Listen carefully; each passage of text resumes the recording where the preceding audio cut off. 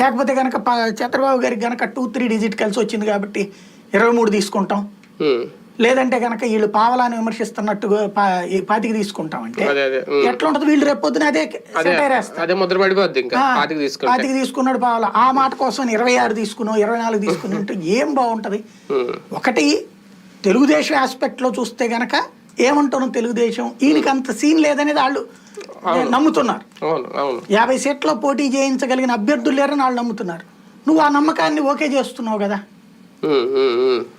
అప్పుడు నీ దగ్గర అంటే 10 సంవత్సరాల రాజకీయంలో ఇప్పుడు జగన్మోహన్ రెడ్డి తను బయటికి రాగానే తనే పోటీ చేశాడు, 5 లక్షల మెజార్టీతో గెలిచింది. వాళ్ళ అమ్మ భారీ మెజార్టీతో గెలిచింది పులివెందుల. ఆ తర్వాత పార్టీ నడిపింది. ఆ పార్టీ ఏ స్థాయిలో నడిపారు?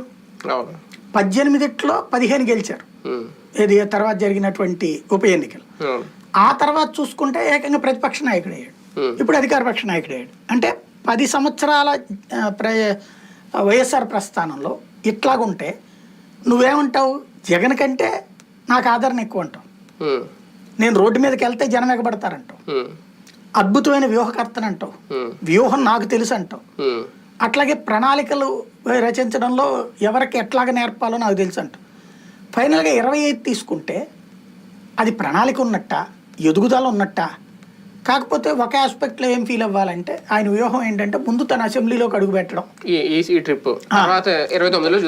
అందుకోసం అన్నటువంటి రూట్లో ఒక రకంగా చెప్పాలంటే తను అసెంబ్లీలో అడుగు పెట్టడం కోసం పార్టీని త్యాగం చేసినట్టు. 20-25 కన్విన్స్ అయిపోతే జనసేనలో రెబల్స్ పెరిగే ప్రమాదం ఉందా?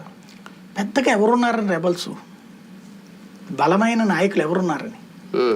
ఇంకో జోక్ చూడండి, ఇందులో 3 ఏమో పార్లమెంట్ స్థానాలను రాశారు వాళ్ళే కదా, 2-3. వాళ్ళలో ఒక్కళ్ళు జనసేన వాళ్ళు లేరు. బాలశౌరి, వైసీపీ నుండి వచ్చిన బాలశౌరికి ఓ సీటా, తెలుగుదేశం నుంచి వచ్చిన సానా సతీష్కి ఒక సీటా, అట్లాగే ఇంకో వైసీపీ నుంచి వరప్రసాద్ తిరుపతి అడుగుతున్నాడు కాబట్టి ఆయనకే.